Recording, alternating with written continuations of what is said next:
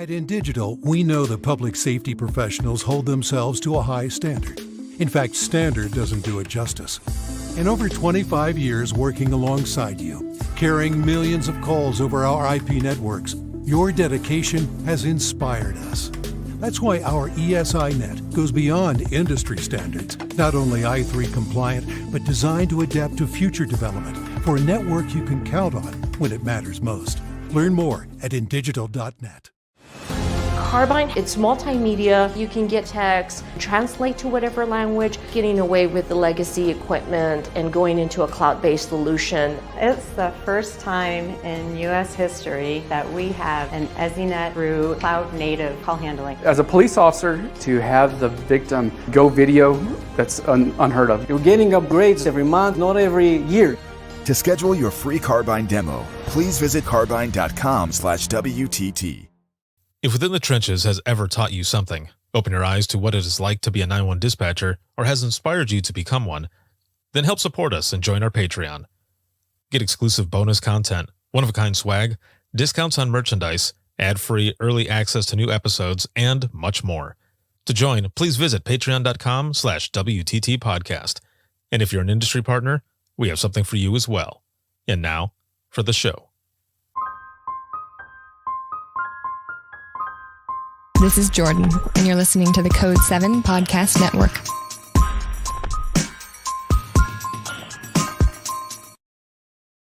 Warning. This episode contains the 3 A's of podcasting: adult content, adult language, and awesomeness.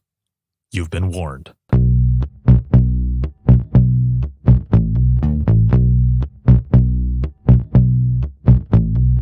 Welcome to Within the Trenches, true stories from the 911 dispatchers who live them.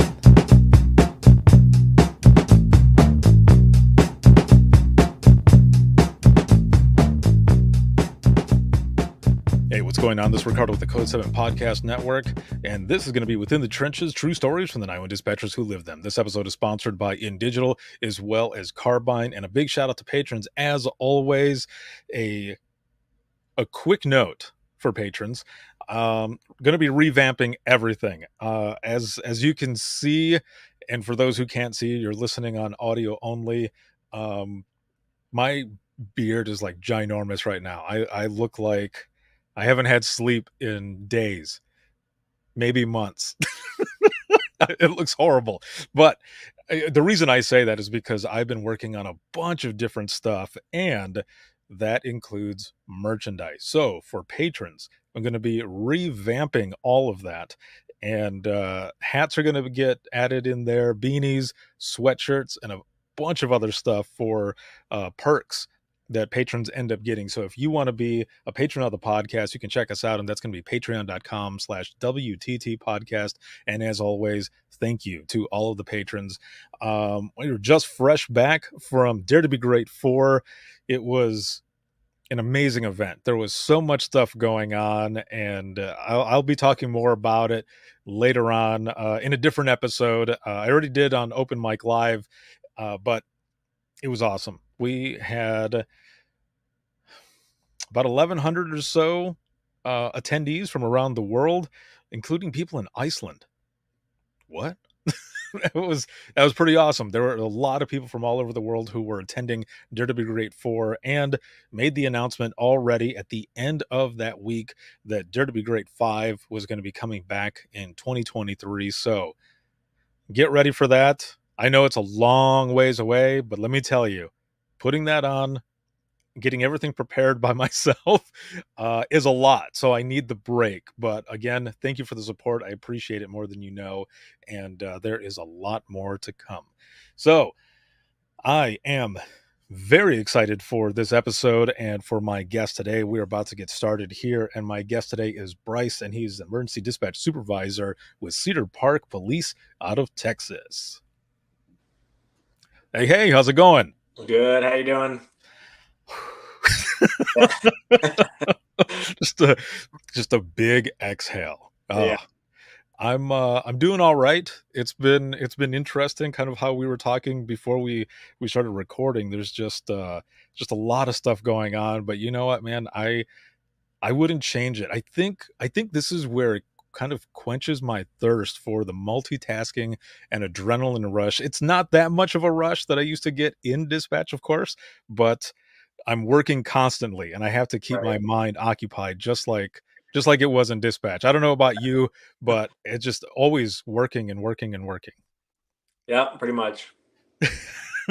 Well, it's good to have you here, and I want to jump in and just start learning more about you. There's a bunch of other stuff that we're going to be getting to as well towards the end of this episode. But let's just go ahead and jump in our DeLorean, go back in time, and see.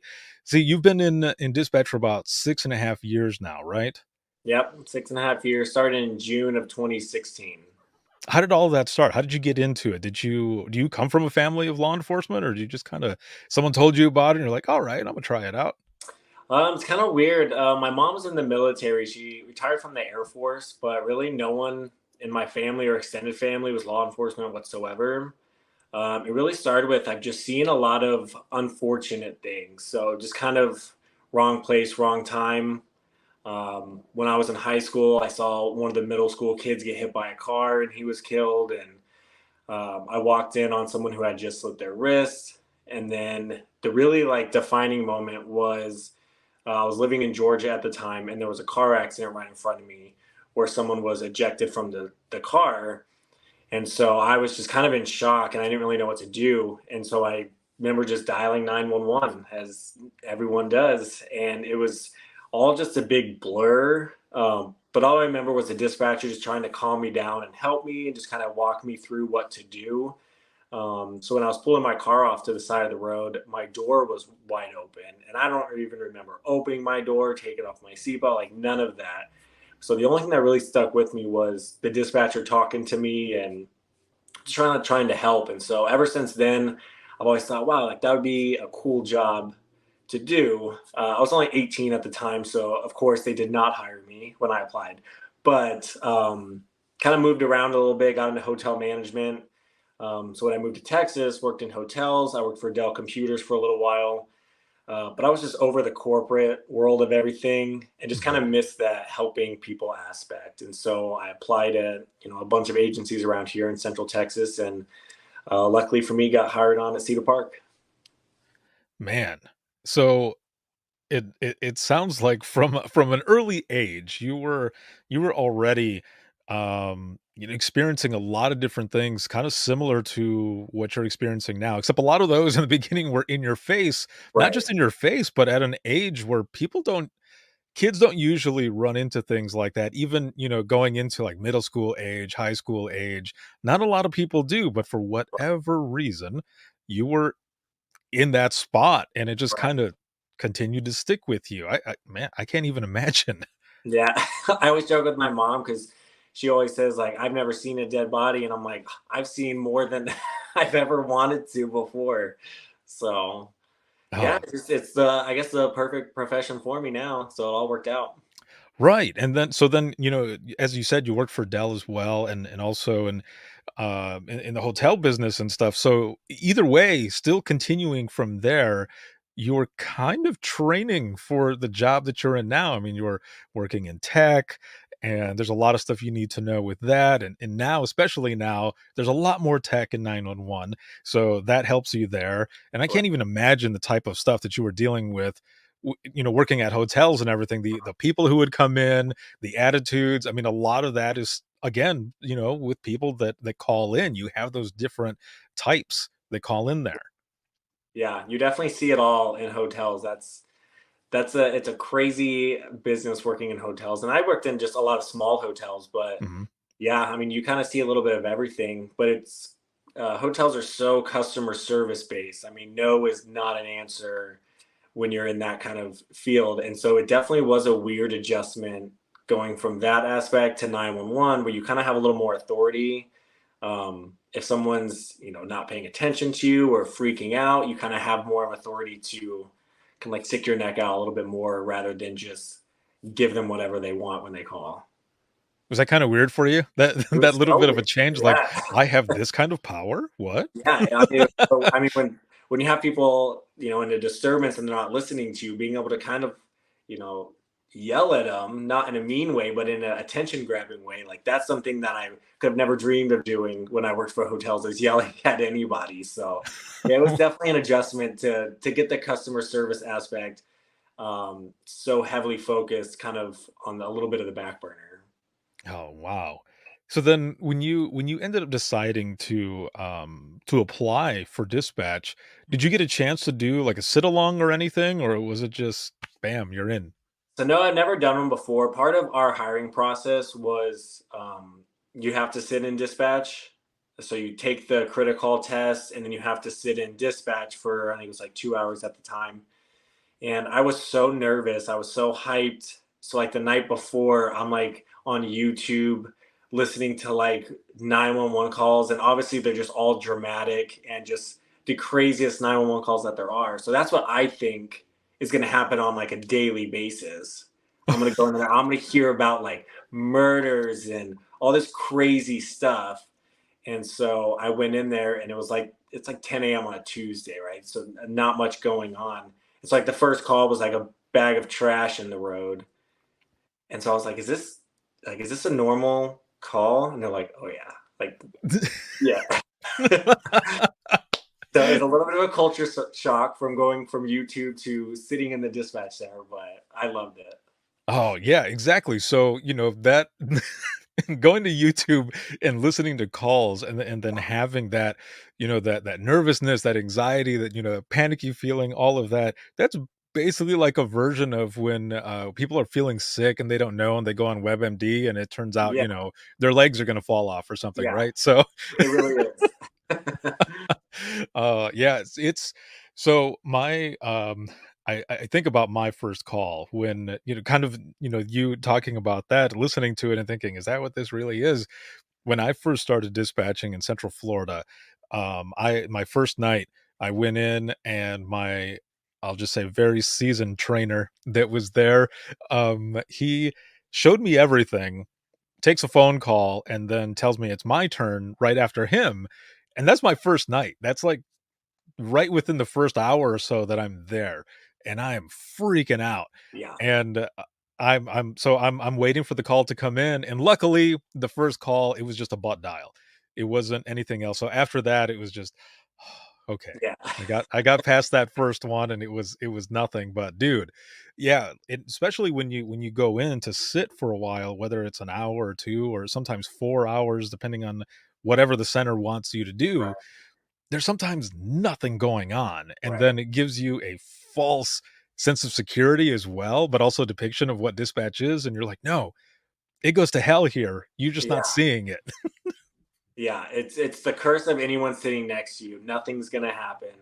I had a buddy come in. He always was just so curious about it, and it was probably the slowest night. He was there for a good 6 or 7 hours, and it literally nothing happened. I don't think the phone Oh, rang, but 5 times, which is, I was like, I've never in 5 years at that time had seen it this slow before. So it's a curse. Whenever they're in there to hear something cool, absolutely nothing will happen. But the minute you heat up food is when all hell will break loose. oh, of course, Yeah. yeah.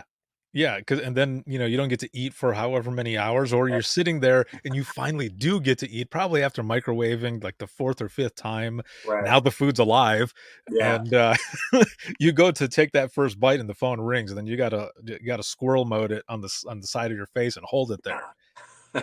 Oh, it's horrible, but it also makes for a good story later on, right? It does. It does. Always interesting. Oh, yes. So you jump in there. Like, how long was the actual hiring process? So you said you take the critical test, right? You do that. You go in and you sit for a couple hours or whichever. Was there like a panel interview or any other tests or anything like that you had to take? Yeah, so it was a pretty long hiring process. I think I applied either late February, early March, and then eventually my first day was like June 25th or 27th, something like Hmm. that. So end of June. Um, once you apply, fill out all that paperwork, then you get that thick packet where they just want to know everything. And so it takes a while to fill that out, submit it, go through the background check and all that. Once you do critical and your sit-in, as long as you pass all that stuff, then you have to do your board interview. And so typically we will have dispatch supervisors, the communications manager, as well as someone on command staff. and someone on the fire command staff sit in on the interview. So once you do your oral board interview, once you move forward with that, then you still have to meet with the department's like psychologist. So you have to go through just a ton of, it was like a 500 question like psych test. And then once you do that, then you meet with the psychologist for an hour. And if he gives you the thumbs up, then you're good to go. Whoa. Yeah, so it's definitely no easy, I applied and got it and started the next week thing. Damn. Well, Yeah. I say that because so I was trying to get hired into two different centers when I had moved from Central Florida back home to Southwest Michigan. I eventually ended up working in the county that I grew up in Allegan County in Southwest Michigan. But there was another county that I was trying to get into, and it was at the same time. But Allegan was like, "We'll take you," so I was like, "All right, I'm going." But for the other one of the things they did was so they did an audio test where everybody had to listen. There's like 30 people in a room, acoustics were horrible, and you had to listen to audio between an officer and dispatch, and you had to write down what you thought they were talking about. And it narrowed it down to like 10 people, 10, 15 people, something like that. Then you go to the next round, and the next round was an almost 3-hour, 6-person panel interview. And that was freaking crazy. I remember sitting there, it was just me on one side and everybody else on the other side. And you've got all of this county administration, the sheriff and undersheriff, like all of these different folks. Each one had their own set of questions, but once one person asked, the others got to build onto that. And I remember sitting there just sweating. Yeah. and then after that, they show you around and they fingerprint you, all that other good stuff. But the center that I ended up in, we only had a 100-question test, and you had an hour. You had an hour to complete it, and you had to complete it all because the point system was like way high. If you missed one or two, you were like basically out. But that's what the process was. So like for your panel, it sounds maybe it wasn't as long, but it sounds similar where there was a bunch of people. Definitely not as long. It was probably, I'd say, hour at most. 12, 13 questions. Everyone just kind of goes around the table. But yeah, there's no way I would have been able to listen to dispatch and officer talk. And one, my handwriting's absolutely terrible. And so I probably wouldn't have been able to read what I put. And two, like dispatch ears are an actual thing that like it takes you a good amount of time to be able to do one thing and also understand and comprehend something that's coming over the radio. So like, yeah, if that was part of the process of getting hired, I'd still be working in a hotel. Yeah, I was lucky enough when I got to that point that I already had 3.5 years of experience, and there were a few officers in where I was at in Central Florida where it always sounded like they were kind of eating their mic while they were talking, and I mean, I'd have to figure out what it was that they were saying. So it was good practice. I'll say that it was good practice for that interview portion of it where I was listening to all that audio. But either way, I mean, there's so much, and I agree. The dispatch ear, once you either have it or you don't, and I mean, you can develop it as well, of course, but once you do have it, that shit doesn't go away. I've been out of dispatch for 9 years now, and it doesn't go away. I'll be sitting with friends at a restaurant or something, and they'll say, "Are you all right? Are you listening to other conversations?" I'm like, "Yes, I can hear what they're doing." That person over there, ooh, they're in trouble. Right. Yeah, no, it's definitely a thing.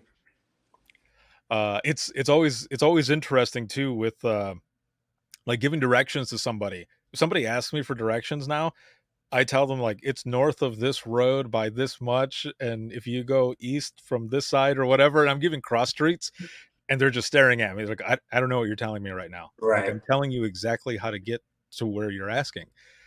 Just put it in your phone. How about that? Just do that. Yeah. GPS it.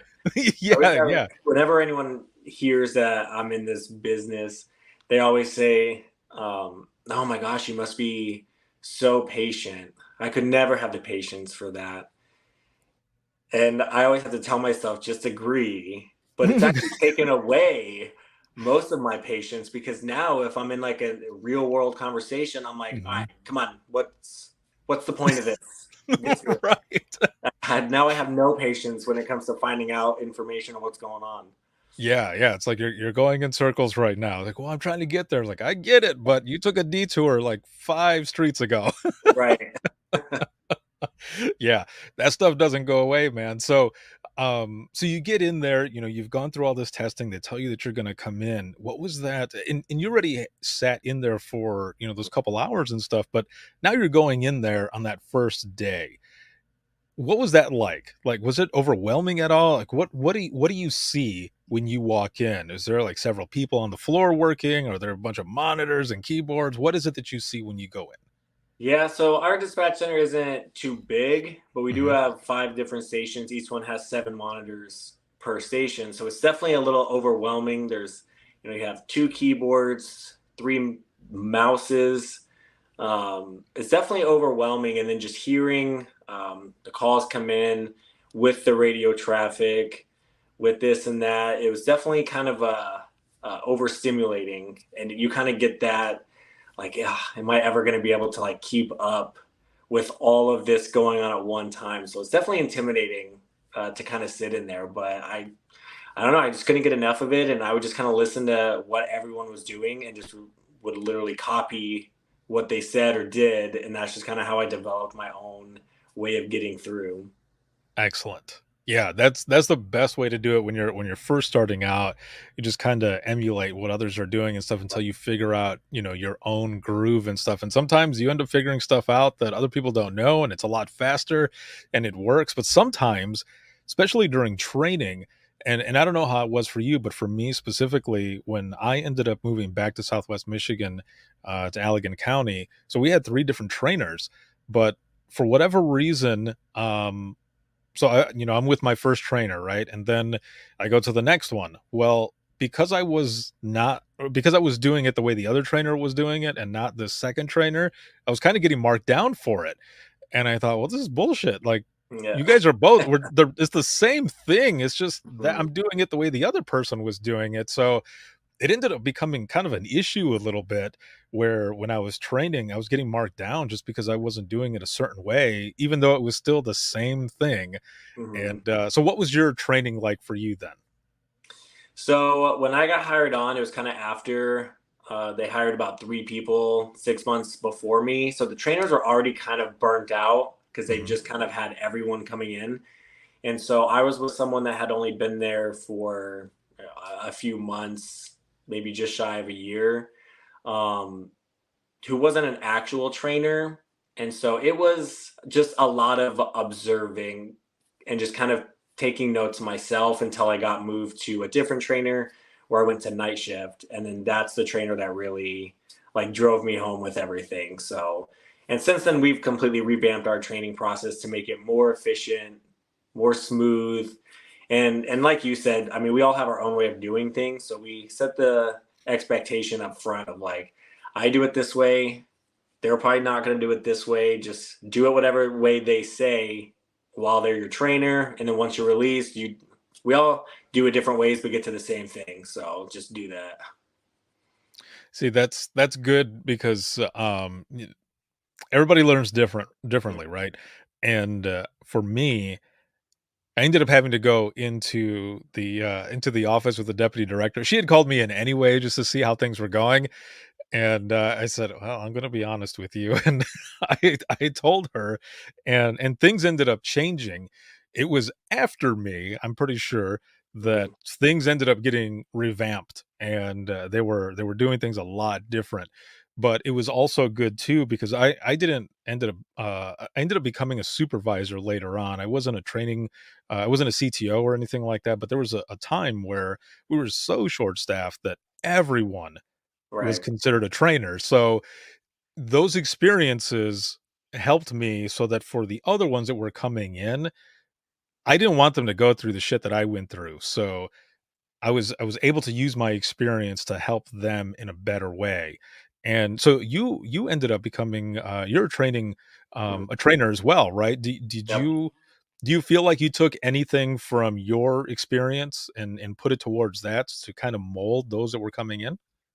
I mean, yeah, you kind of just lean on what you went through and just kind of more so putting yourself in their shoes on, if a mistake is made, just letting them know, like, this is such an overwhelming job. Like, you're not doing a bad job, even Hmm. though, yes, this wasn't right, but just kind of keeping it as real as I can with them. Like, I'll tell you if you make a big mistake and we got to address it. But I mean, and I just set the expectation of even when you're released, even when you get out of training, like you're not going to be a great dispatcher. Hmm. So I find people compare it to, they'll look at the center's, best dispatcher. Well, they might have been doing it for 15 years.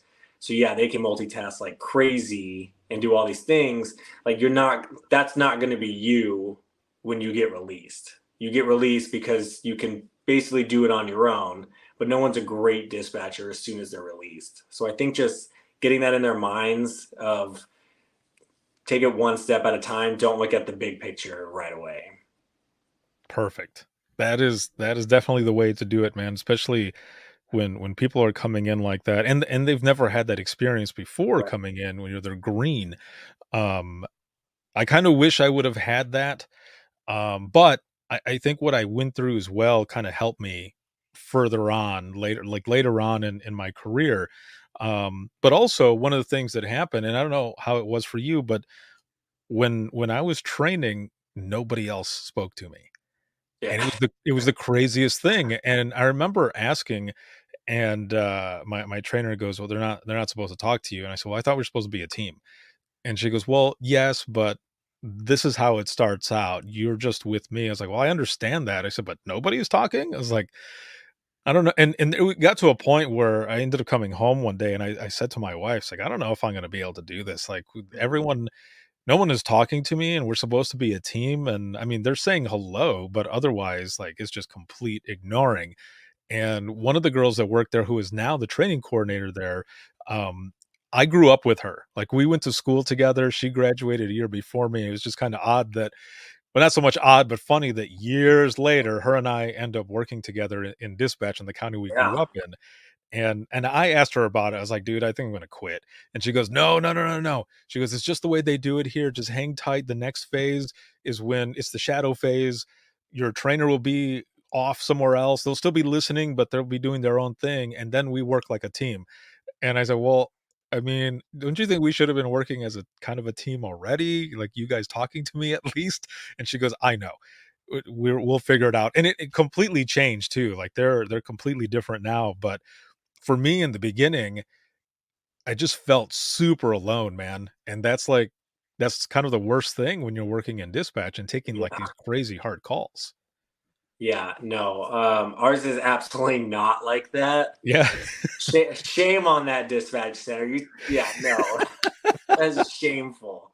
Um, no, I mean, like I said, we're a fairly small center. We have about 3 to 4 on the floor at a time. So it's not like somewhere like Austin would be. Um, but no, as soon as they're hired on, like they're a part of the family. You're in there for 12 hours with them. We want to know your home life or just your personality. What do you like, dislike? When there's that little bit of downtime, we definitely try to make sure that they know they're a part of the team. And there's going to be times when, like, yeah, we're going to have to let you sink a little bit because you got to figure it Mhm. out, but no one's going to let you drown. Like, we're Right. all here. We're here for you. If they take a call that might not be rough for a lot of us because we've maybe taken 15 or 20 of them, just letting them know, like, the human side of it, of like, Mhm. that's a hard call to take. Like, go take a walk, go take a minute. Like, don't be embarrassed that like this call's affecting you, because that's the biggest thing I've seen is trainees will get affected by a call and feel like, well, if I've only been doing this for 3 months and a call affects me, well, then I can't be here for years, when that's like not the case whatsoever. So we definitely make it way more of a welcoming, like, you're one of us, you're a team, talk to us, ask us questions, all that kind of stuff. So Awesome. I love that because yeah, when I first started out that central dispatch, and I think too it was because it was kind of like the old guard, was there. and things were starting to get revamped and different. And again, it's completely different now. Like it's all welcoming, but I think we all needed to go through that in the beginning to see some of the stuff that maybe wasn't the best, and then redo it and figure things out. And I'm so glad that it went that way. I hate that I was the last person to have to go through Right. it. The But blessing and a curse. right, yeah. It sucked, but it also, I think it in a way it helped me as well. And you're right, the letting one sink a little bit because they need to figure some of those things out themselves, but not drown. So for example, one of the first calls that I remember at that center when I was training was a domestic, and the old CAD system that we had, you had to have all of like the ORIs and township codes, incident codes, like all of that stuff needed to be memorized. If you were moving fast, fast all the time. So Right. you have to have those memorized, and all of it had to be put in order for that CAD call to go into the system. So I'm struggling there with the call. I'm listening, I'm hearing everything that's going on, and I'm trying to get it, and the code is just not going through. So I cut my phone and I look over at my trainer and I said, "You're gonna have to take this one because I can't get this to go in." And she looks me dead in the eyes and goes, "No, Yeah. you've got this. Don't worry, you've got this. Take a breath Mhm. and do it." And that's all I needed. Like Yeah. I needed that to I guess kind of a kick in the ass in a way. And I ended up getting it through. So that um after that, every single domestic call after that, like those were my calls. Like those were the ones that I wanted to take. And I think it was because of that moment that, I kind of um I got stuck in that moment, and then they were like, "No, you've got this. You can do this. Just continue." And I pushed through, got help there. And I remember it was a sigh of relief and, "All right, let's do this. Bring the rest of them on. I got Yeah. this." So you end up going through all of this, and now whether it's in training or off training, do you remember your first call that you took, like specifically you took, or any of the earlier calls? Um, I don't remember the specifics. All I remember is it was a medical because I just said when I answered my first 911, I don't want it to be a medical. Oh And no. so, of course, it was a medical. And so just because, like with medicals, the time constrictions and dropping it so the fire can dispatch it and like answer, drop it, dispatch it under a minute, and all the extra steps for us to get it transferred over to county. I was just like, oh, like I'm already stressed out. I don't need all those extra steps. And in our CAD system, you just have to type in MED for Mhm. medical to be able to drop it. And I kept putting the radio channel instead of medical. So remember, I was having that like internal heart attack, like, oh my God, I'm messing it up. And then it finally clicked, like, okay, this is what you're doing. So that's the only thing I remember from my first call. I don't remember actually like what the medical was or anything like that. They all blur together eventually. Yeah, exactly. And that's why I was curious too, because, going back to the beginning, you were talking about how you were kind of freaking out a little bit, right? Because you had gone onto YouTube and you're listening to all these different calls, and now it's time. And now it's time for you to start taking calls and everything. And dude, you tempted fate. Yeah, yeah, yeah. Never say what you don't want because it will happen. Yeah, it's basically the version of saying the Q word, saying the word Right. quiet in dispatch, and then everything goes to hell. Yep. And you're just jinxing yourself. So I've my very last shift in dispatch, I was about, I don't know, 40 minutes or so before it was the end. Also, it was a 16-hour shift. Somebody called in on Ooh, my last shift, and I was working with my team, and I was like, I don't want anybody to have to work this. So in true dispatch form, I worked overtime for my last shift. It was oh, 16 hours. But the very last thing the last call that I took, I'm sitting on radios, and I look over at my partner, but I was talking out loud for the other partner on phones to hear too. And I said, um, out of all of these years that I've been dispatching, I've never had to translate Spanish for a medical. I was like, that's crazy. It's like I didn't out of all this time. And I remember them laughing and saying, "You just jinxed yourself." And I was like, "Nah, that's not what are the odds with just Yeah. this little bit of time left?" I mean, it's like 40 minutes. It's not a little bit of time. There's a lot of time, but still, for something like that to happen. So, we're sitting there on radios, nothing going on, and I think I remember saying that too. It's like, "There's nothing going on anyway. That's not gonna happen." Phone rings a little while later, and I hear my partner on phones going, un momento," and I was like, "Hell no." It's like, "This is not happening." And I look over at my partner who's next to me, and she just starts laughing. I was like, "Stop. Yeah. Stop right now." And then I hear her, on the other side put the phone down, and she goes, "Ricardo," and she starts laughing. I was like, "Oh, you're messing with me." And she goes, "No, actually, I'm not. I don't know what this is, but you need to translate this." And sure as shit, dude, it was a medical. Yep. Always happens.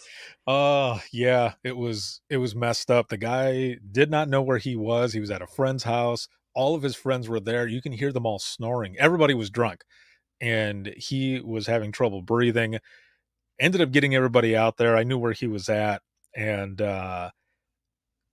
he ended up being fine. He was having kind of a panic attack, and they didn't transport him or anything. He was all right, but I Oh, thought, "Man, what the hell?" I was like, "Yep, there it was." So, yep. yeah, just like you there, you put it out there, and it's Yeah, going to happen. for sure. Um, so what about, what about some of the calls that kinda stick with you? Now, of course, if you're, as long as you're, comfortable talking about it, what are some of the calls that have actually kind of stuck with you there? Um, Mostly, so when I got back from Las Vegas, which I know we'll touch on later, but Mhm. um, guns were a big trigger for me. And I remember the first call was a lady, freaking out because her ex had just showed up. Um, he had a gun with them, and so obviously my adrenaline's kind of going. It wasn't even in our jurisdiction, but it was kind of close to that jurisdictional line where I kind of felt like if we have someone close, we should probably get there. And so I ended up dropping it, and then the person ended up killing himself. Thankfully, not her. So it was kind of a double-edged sword. It was kind of a relief that she hadn't been shot or anything.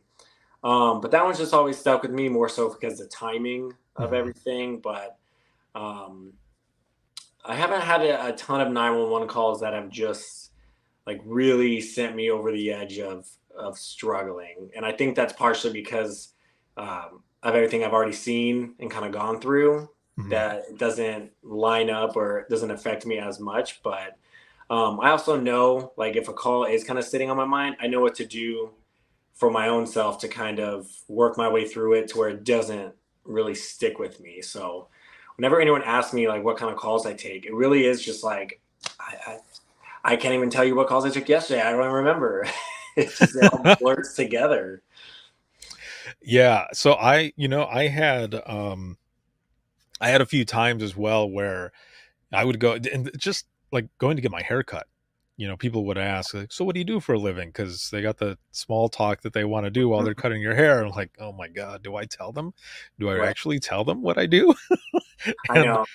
so, I would, and then, just like you, they would say, "Oh, that must be, a fascinating job. You must hear some crazy shit." And I would say, "Yeah, I do." And then, of course, the question comes out, what's the craziest call? And I would say, "Do you mean crazy like where you realize that humans are monsters, like monsters are Right. real? Or are you talking about like somebody walking naked on stilts in front of someone's, front Right. window or something?" And they're like, "Well, let's go with the latter." I'm like, "Okay, yeah, Yeah. we'll do that." Yeah. Um, It never fails. The small talk is just always the worst. And I don't blame them. I mean, I would probably ask the same thing if I wasn't, but it always goes to, what do you do? I tell them, and it's like, oh my God. So it's like the Halle Berry movie, The Call. like every time. I don't know if it's an unspoken rule that if someone's a dispatcher, you have to remind them of the call. Um, but it comes up all the time, and I tell them all the time, like, if you think I'm leaving dispatch, you're sadly mistaken. So no, it's not the call. Right. Yeah. The only time I leave dispatch is if I'm picking up food for people or Right. going home. That's So right.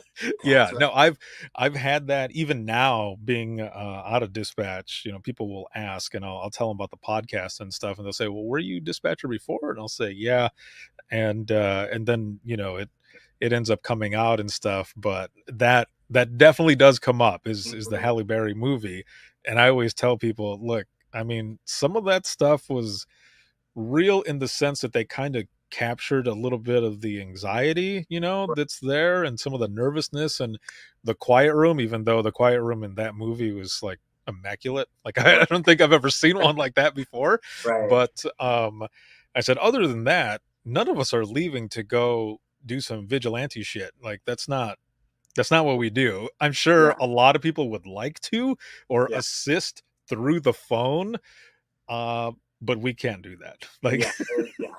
It's not going to happen. And I think that movie was like 20 years old. I think it's a time we retire the call phrase. So right, yeah. There's a lot better shows now, and I'm not talking about the 911 show that's Right. on Fox. I'm talking about like the I think it's Emergency Call Center. It's on the Oxygen channel. I've got friends over at Chagrin Valley and stuff, and their show is good. And the other one that was out as well, I think it was maybe on ABC or something like that. But those actually give a little more of a true depiction of what happens Right. in dispatch, but not the other ones, especially not the 911 show on Fox, because between the technology and being able to find everyone on this badass map, it's like, Right. no. Yeah. It's the equivalent of a doctor watching Grey's Anatomy. Like we're not going Yes. Yeah.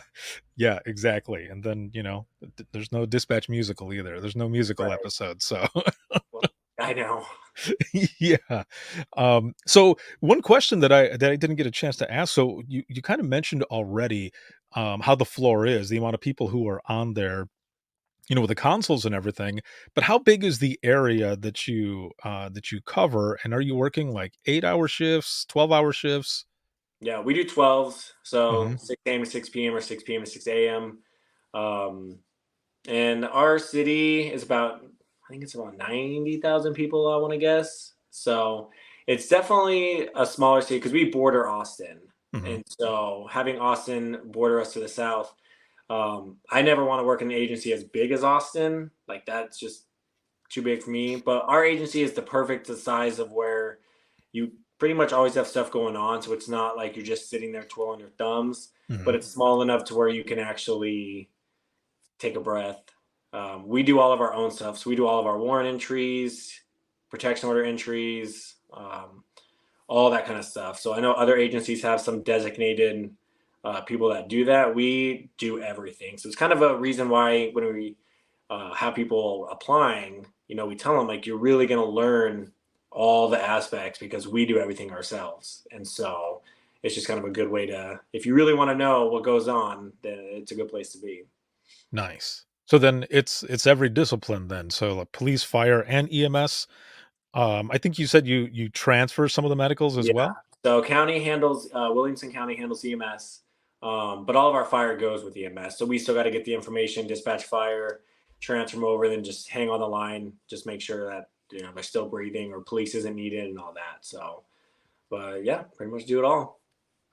Man, and you've been doing this since 2016, which is awesome as well, because I feel like 2016 on, a lot of stuff changed for dispatch. Like there's that saying, it still kind of goes around now, where you'll see, the most important person that you will never see. But I kind of feel like since 2016 on, definitely more in the spotlight. Like people are learning way more about dispatch, but also not so much what they're learning about it, but for dispatchers and call takers in general, um, a lot of mental health and wellness being talked about as well. Because 2001, when I started, and 2013, June of 2013 was when I ended up leaving to go into the private sector of 911. But from then to about 2016, it was still kind of taboo, man, to talk about your phone calls or how you felt about it. A lot of there was that stigma that's still kind of there a little bit, right? With people who they don't want to feel or look like they were weak. And when I was in dispatch, that was one of the biggest things. Like I was struggling. So everything that I do now actually started out. It was born out of my own struggles because I didn't have anybody to talk to. Nobody talked about it at work. And what I thought was me leaving it at work was complete bullshit because Right. I would be at home and dispatch year is going also while I'm at home, but I'm not focused. I'm kind of disconnected a little bit. And it was all because I just needed to get it out. Right. So now it's a lot different, and I don't know how you feel about it, but there's way more resources now, even from, when you started going on now than there was before. So I feel like it truly is the era of the headset that we're Yeah. able to really talk about this stuff and other people learn from our own experiences. Yeah, I definitely think it kind of goes with people didn't talk about it in the past. And like you said, when people think they're weak, I think a lot of people compare what we do to what a police officer does Mm. because we work so hand in hand. When in fact it is different. And I always say that when officers come and do sit-ins, they say all the time like, "I would never want to do this job," or "I could never do this job." Well, and that's great because I never want to do their job either. Right. And so, and I try to tell people, if, we hear so much, a lot of times when officers get there, that incident might already be over. They're dealing with the repercussions of it or the actions of it, but they don't hear, not that they don't, but we hear the raw emotional state, of when someone immediately calls 911. And stuff like that can like really affect you when you can hear someone else's emotions. Like that's what can really get you if they're Mhm. scared, sad, whatever. And that's the aspect where officers might not see on the daily, that we hear constantly. And so I definitely think we're getting better at it. They've already done studies that prove that you don't have to be on scene to develop symptoms of like PTSD or acute stress or anything like that. That just by hearing it, you're just as susceptible to it as officers are that respond to it. And so I think we're really good about when someone new comes in, letting them know the peer support is available, EAP programs, like you're gonna have calls that upset you. Just kind of really set the tone to where like they're not scared to talk about it. So it might not be an overnight change, but with doing that in 10, 15, 20 years, anyone that's been hired on will already be in that mindset. So I definitely think we're making good progress in that area. I feel the same way because when I started, nobody told me, "Hey, guess what? There's gonna be some calls that you're gonna take that you're not gonna be able to get out of your head." Like, Right. no one said a word about that. It was Right. it was just, you're gonna be taking 911 calls, you're gonna be sending, people help and stuff. It was almost like it was being put out that, you're just answering the phone and the radio, talking on the radio, and, "You got this, you'll be fine." But Right. shit. Yeah. Yeah, it's We have such there's a like I'm way so more. thankful. We have such a good command staff where we're at that really does support and include dispatch because I know a lot of agencies don't necessarily have that high level of support from Mhm. the chief, the command staff, all that kind of stuff. So where when we have really critical incidents that require a full response, they're great about as it kind of dies down coming into dispatch and talking with us face to face, kind of giving us an update of what's going on. And, because a lot of it is the unknown when you're in dispatch. You don't necessarily know what's going on out there. And so they're really good about coming in face to face, checking on us, making sure we're all right. And when you get that from the high level of a police department, then like you have a pretty good spot that you're in. I love that. Love that because, there's so much to this, Right. and especially when it comes to the mental health and wellness because I we don't see it, right? So, I mean, there's technology that's there now that, allows people to see things too, but it's all putting it together in our brain, and sometimes that's a lot worse than what is exactly going on there. Right. I can't even explain it sometimes because I've tried to talk to, at least when I was in dispatch, um, before years ago, trying to explain it to some of the officers that I worked with, and just like you were saying too, we would have people come in to help us just with trees and wires down. There was a bad storm, and it was just the trees and wires, and a few of them came to help us. It was 2 deputies and 1 city officer, there in the county. They were the closest to us, and they came to help us because they heard us, and we were completely destroyed in there. Yeah. We were overwhelmed, and I don't even think it was an hour that they had been in there just doing that, and they were the same way. They're like, "Nah, nah, Yeah. son. Like, I don't want to do this anymore." I'm like, dude, these are just trees down. You're not even taking the phone calls. I was like, Right. we just took a call from someone whose tree landed on someone's car and they nearly got killed. And they're like, I'm going to go back out on the road. You guys have fun. I'm like, Yeah. okay. Yeah. Oh man. Love the job. I definitely miss it. But man, there's definitely some stuff that I don't miss. That's for Yeah. sure. I believe it. Yeah. Um, so we've learned a lot about you and your experience and some of the calls that you've taken and everything. And just a little bit ago, you were kind of talking about, some of the triggers and stuff that you had because of an incident that you were involved in, and it goes along with the T-shirt that you're wearing as well. And you also kind of you do a session on this. So let's talk about Las Vegas. Let's talk about the incident there on 1 October. Now, you were not working in Vegas. You were there as a concert goer, right? You were there as an attendee? Right. Yep. Okay. I can't even imagine this. So when I was talking um to my assistant producer, Dawn, about this, I had misunderstood what she said. I thought that you were either working in the area or something, or somehow, attended, but you were actually attending the concert when Right. this happened. So I guess let's start there. Let's take me through this. Yeah, so 3-day music festival. Mhm. It's right along the Las Vegas Strip. I grew up in Las Vegas, so one of my friends was basically like, "Hey, let's go," and I'm like, "No, like that's too expensive. I don't want to pay for that." But she went for a radio station out there, so she's like, "If I get free tickets, would you go?" And my nephew was going to be born around that same time period, so I was like, "Okay, I'll just book a trip out there. If you don't get the tickets, I'll just hang out with family. If you do, we'll go." And so obviously she got the tickets and uh, went all 3 days. And luckily, her boss gave us VIP passes, which come with a little put together suite, if you will. So it's like a 3-story. There's a little room on the second floor and the first floor. So that's where we were when the shooting started. Was on the second floor of those suites. The suites face Mandalay Bay directly. And so we were a little bit elevated of the crowd.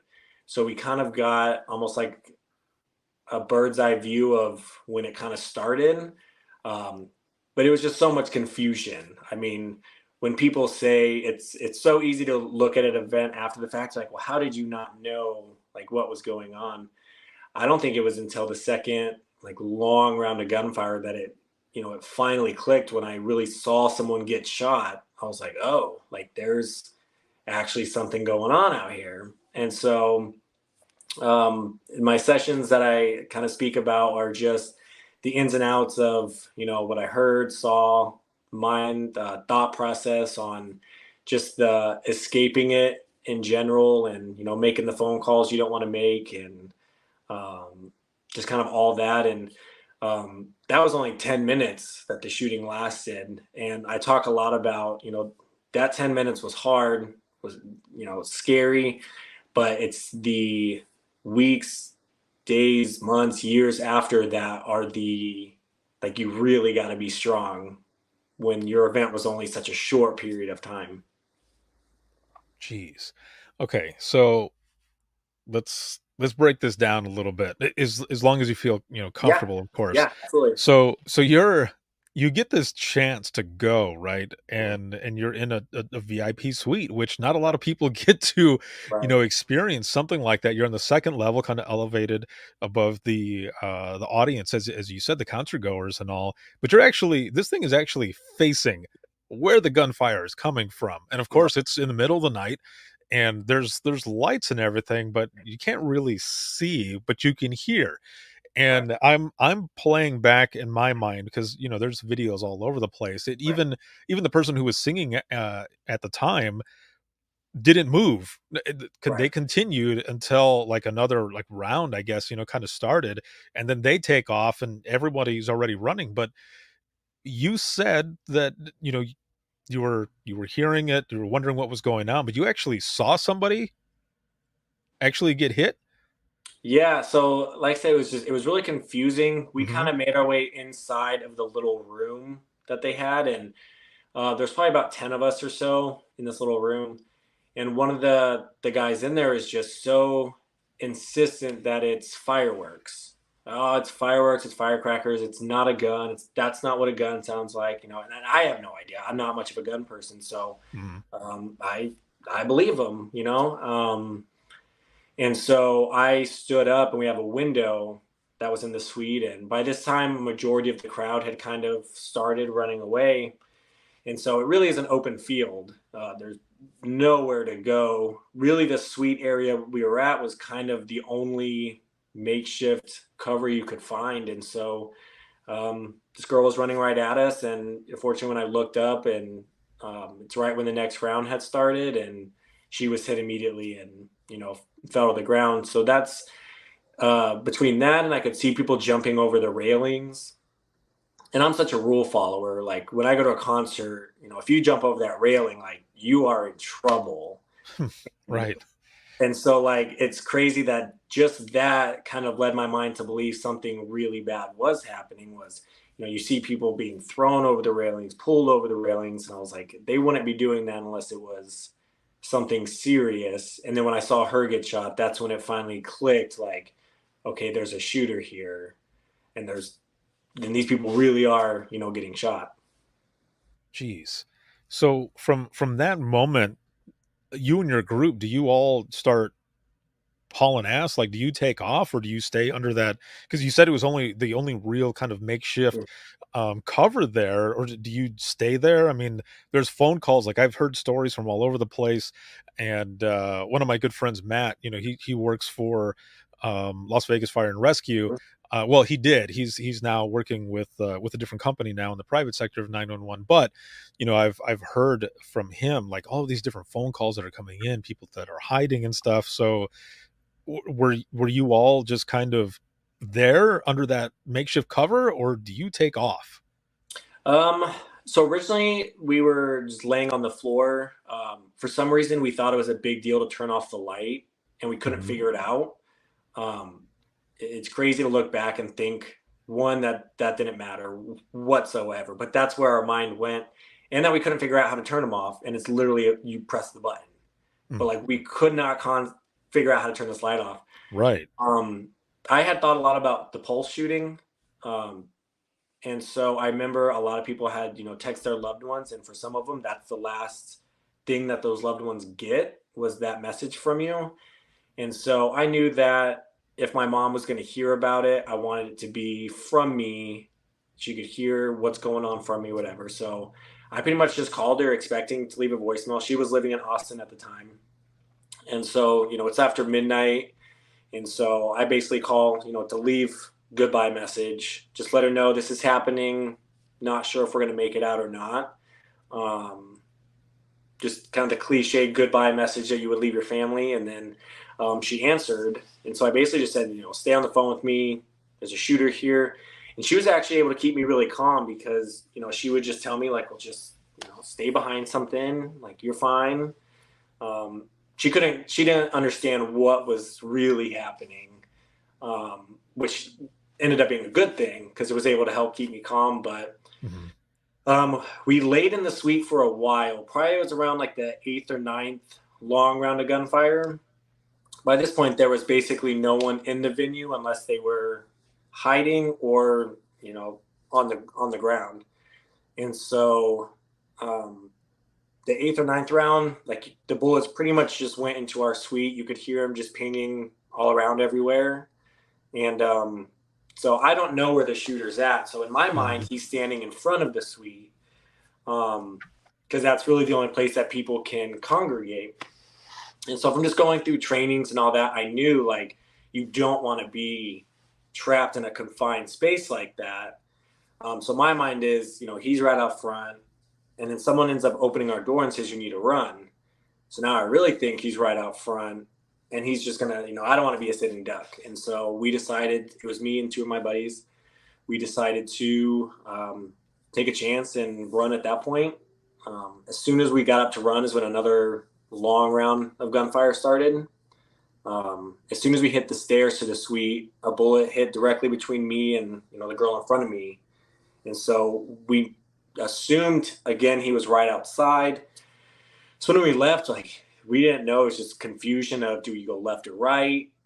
You don't want to run like directly into the shooter. So there was people running. It was truly stepping into a war zone. I mean, just the sounds, the screams, the gunfire. You're having to jump over people or step over people just to try to get out.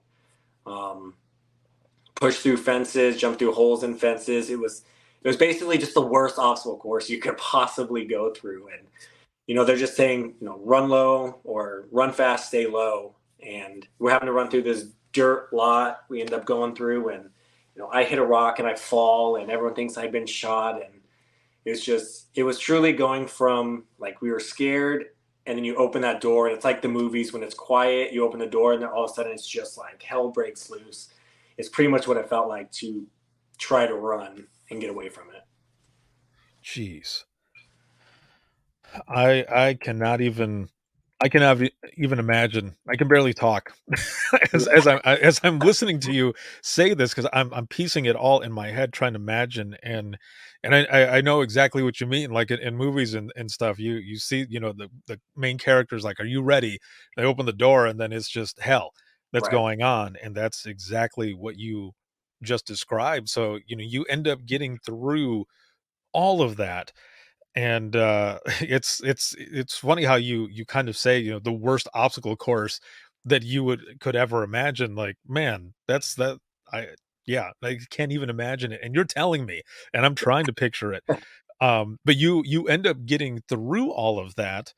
And now what happens after that? Because as you're talking, there's a lot of different things that could be triggers. I mean, there even, a little bit of, survivor's guilt, that I'm sure, I'm not saying that about you, but for anyone else, I know for me, if I had gone through something like that, I'd probably sit there thinking like, wow, I made it through this, why me and not others or anything. But what were some of the things that you ended up going through after all of this? Yeah, I definitely did have survivor's guilt. There was a point when I was, when we were running, and a girl had been shot in the chest. And I don't know if she had been shot in the head or it was an older lady, but her face was just completely covered in blood. And she was in a wheelchair, and she asked for help. And when I looked over, like, I made direct eye contact with her, and it was like everything just stopped. Like I couldn't hear, there was no more, gunfire, cars, sirens, yelling, nothing. It was just like we were just focused on each other. And it was just that, like, we could feel each other's hopelessness and like anxiety and scare and all that. And then I kind of just like came back to, and then I kept running. And so I had a lot of guilt on that. And so it was like, how do you process everything? It was, I flew back to Austin the next day, and it was a super just lonely feeling, because Las Vegas had, stopped. I mean, that city was just devastated, and they were able to come together as a community, with like blood drives and donations, and just, they were all there for each other. That city just completely stopped. But everything in Austin was just another day. It was, this thing happened, it's on the news everywhere, but nothing stopped in Austin. So it's hard to go back from my world stopping and then coming back to this city that's, I couldn't understand while I'm walking through the airport and there's people laughing and just having normal conversations. And it was a weird feeling because I'm like, how could you possibly be laughing, or how could you be talking about a restaurant or this and that? Like, it wasn't normal life for me anymore. And so it's definitely a weird dynamic of coming back here. And so I thought, well, I'm just going to go to work the next day, try to get back into my routine. Just, go to work, just kind of really pretend nothing has changed a lot. And so I went back to work. I realized that was a huge mistake. It was just not where I needed to be. And so I ended up taking a good amount of time off. But it's a huge adjustment because, I always told everyone, no one tells you how to feel after. Do I feel grateful, that I didn't get shot or that I survived? Do I feel bad? Do I feel mad? Am I sad? It's just every emotion just gets crammed into your brain of how am I supposed to feel about this? And so, yeah, it's definitely an adjustment and a struggle. I can't even imagine going to the airport the next day. And Yeah. you say you flew home the next day. I've been to Vegas several times, and that airport is always super hopping. I can only imagine that any loud sound or just being in an airport with all of Right. those people is also triggering. It was, And yeah, it was that day in the Las Vegas airport was somber. I mean, the airport itself had to shut down during the event because people were running onto the tarmac we were bordering the airport. So they were running onto an active runway trying to get away from the shooting. And so they had to completely shut down. But yeah, it was a somber day. I remember my brother was driving me to the airport, and as you turn in to get dropped off, it's literally a full view of Mandalay Bay, and you could see the broken windows and the curtains actually flying out of the windows. And so it's just another reminder. And then you go into the airport, and it was just somber. I've been to the Las Vegas airport a million times, and I've never seen anything like it. It was quiet. There in that airport, there wasn't much conversations. It was just everyone kind of kept their head down. I mean, my eyes were, puffy from crying and all that. So I just felt like a walking zombie at that point. And I remember sitting at the gate, and I called one of my friends for the first time just because I finally had a minute. And I was just crying and talking to her. And I remember some lady at the gate, no idea who she was. She just came over to me and put her hand on my leg and just said I can't imagine what you were going through. And, we're thinking about you. And because, everyone who was there still has the wristbands on. And so you can see who had just gone through all this. So, yeah, I'll definitely never forget that day in the airport. It was a weird, somber day traveling for sure. And I can imagine too the way you were saying that you look around at people, because I can imagine myself in your shoes and seeing people, just laughing and joking, just going on about their day, and me thinking, being angry almost, in my head, don't you know what just happened? How dare you laugh? This is not. And of course, a lot of people probably didn't know, and or they did, and they're just going along with their day. But um that had to have been a struggle. I know I probably would have been angry, and someone saying, why are you so pissed off? What's wrong? I was like, Right. you have no idea what I just went through, and you're doing this, and those people are over there doing this. But that's just coming off of an incident like that. Right. And I think that's what a lot of people had to go through because this event draws people from all over. Mm-hmm. It was, Las Vegas was still shut down, sad, and this is where this huge event just took place. And so, but when you leave there, that's when none of these people went through it. This city's doing what it's always done. And so that's when I can think a lot of people had to kind of get back to that adjustment.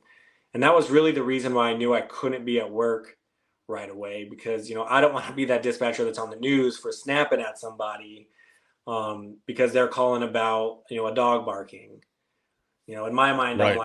I'm 36 hours ago I was just running from a gunman, and you care so much about a dog. So I knew it just wasn't the mindset, because their complaint's still valid. It's just not valid in my mind at the time. So I knew I couldn't win. Right. And it's awesome too, though, that you were that you were able to, speak to the folks there where you work, and them agree and just be like, yeah, go and, do what you got to do, and come back, because you're right, that those are those moments that, you end up having where someone gets snapped at, and then you end up in the news. But Yeah. and then the media, they don't know, they don't put in there, oh well, this person ended up going through this incident. Like, they don't add that stuff. They just add what you did wrong, and that's it. And they'll play some audio, which sometimes is just the snippet. Right. You don't hear what's in the Yeah. beginning, you don't hear what's at the end. It's just that moment, and then everyone is like attacking you. So that's awesome that you had that support system for them to be able to say, yes, go take your time, do what you got to do, and then, come back even stronger. Now, with your experience and everything, and what you lived through, you end up developing this session. So what was more so the motivation for that? Was that to, because you're talking about the trauma and all of that, and it's called breaking trauma. So what was more so part of that motivation as well, to kind of to go along and share this story? I think it was more of a trying to find, um, I guess, my purpose after going through all this. I mean, you really have to kind of soul search, because you're kind of mourning the person you were before this happened, because Mhm. I didn't feel like the same person anymore. It's something that's a part of me. And so I kind of had to figure out, what am I doing? And um, what do I want to take away from going through this? And it was really, I thought it was unique of the profession that I'm in, being a dispatcher and going through it, being able to kind of see both sides of a situation like that. So I knew I wanted to at least speak about it as far as what it was like. And I've always been a very curious person. And so if I had the opportunity to hear someone talk about, a active shooter or mass shooting that they went through, I mean, we're humans, we're curious. We want to hear the details of it, because a lot of times we can't comprehend what is actually going on, or the thought process of somebody that's, trying to survive it. And so um, I figured there's 58 people out there that they don't get to tell their story of survival. And so I wanted to be a person that could actually get up there and talk about it. And um, in this profession, we have so much triggers that we put ourselves in front of every day. So I thought it was a unique way to basically talk about breaking down the traumatic stuff you've gone through and still being able to do this job and love this job. It's amazing, man. There's a lot of stories out there, and some people um have the courage, to get up there and be open, and share their experience and what they've gone through. And I love that, because I'm fascinated by people's stories to begin with. Everyone has a story, right? Several stories. And it helps us connect in a way as well. Like, we're able to relate.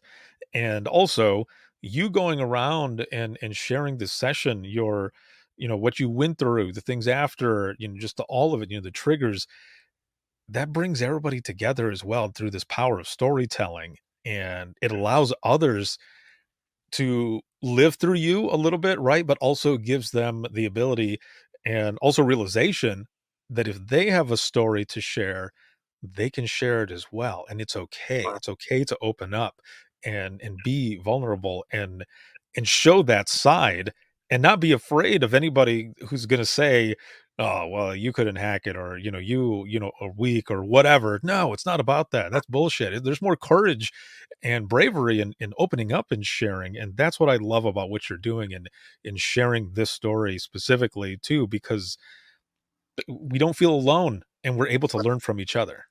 Yeah, I definitely had a lot of anxiety of when I was putting it together, or just applying for conferences and all that. And I did not want it to come across as like oh, poor me. Like, I'm going to talk about this, and poor me, I went through this. And so I went back and forth on like, how do I make it to where it's not just I'm talking about myself and pity me because I went through this or anything like that. And when I put it together, I spoke at a first responders conference in Pearland, Texas.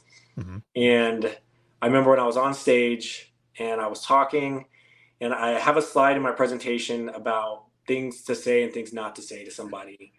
And I remember somebody holding up their phone and taking a picture of it. And I remember when I looked over and I saw them hold their phone up, like, I kind of was able to relax more because it felt like, okay, like if one person is taking something away from it. And so if that's all, then you know what?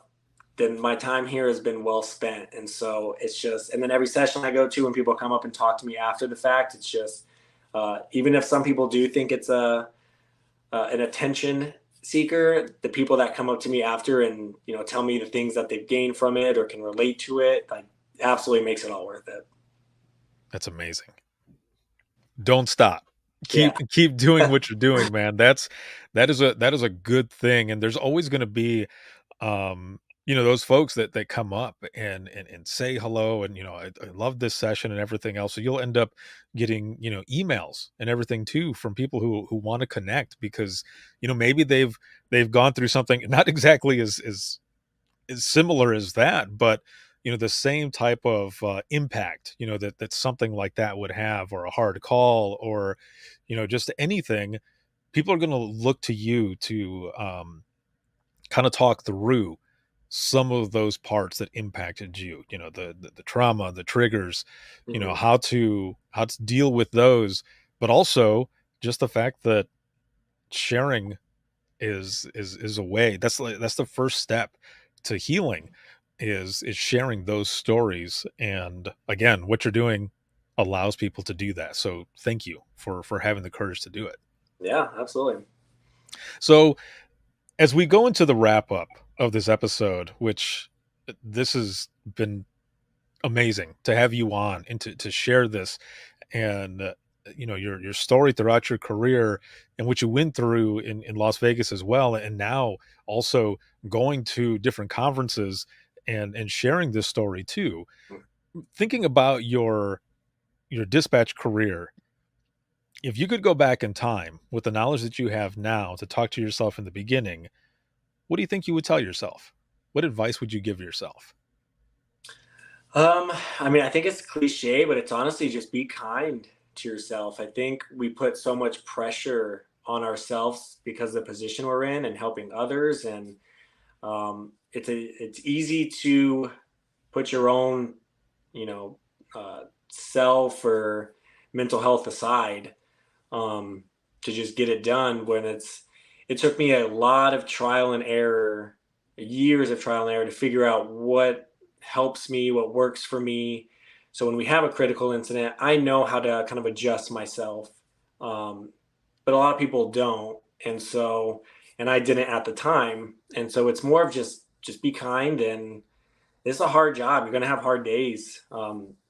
Don't take it too personal, or don't take it to heart, and just, keep doing what you're doing, because every call you take, it might not seem like it, but it's making a difference to somebody.